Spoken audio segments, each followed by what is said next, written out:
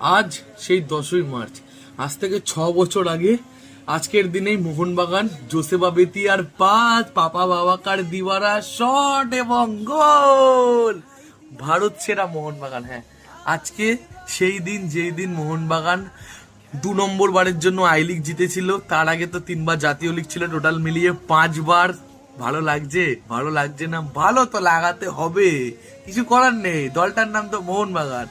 আমরা কল্যাণীতে আইজলকে হারিয়ে চ্যাম্পিয়ন হয়েছিলাম। এসছিল মাঝ মরশুমে পাপা বাবাকার দিওয়ারা, শুরু হয়েছিল ডার্বিতে মাথা হেডে গোল দিয়ে। তারপরে বাকিটা ছবি, শেষটা করেছিল কল্যাণীতে। ওরা অনেক চেষ্টা করেছিল, কিন্তু মোহনবাগান সব ম্যাচ না খেলেই এত পয়েন্টে চলে গেছিল যাতে অন্য কেউ আর মোহনবাগানকে ছুতে না পারে। তাহলে ভালো লাগে? ভালো লাগে না, কিছু করার নেই, ভালো লাগাতে হবে। মোহনবাগান চ্যাম্পিয়ন হয়েছিল আজকের দিনে। অনেক ক্লাব এখনো আজকের দিনটাকে স্বপ্নে ভাবে। মোহনবাগান ছিল, আছে আর থাকবে। জয় মোহনবাগান।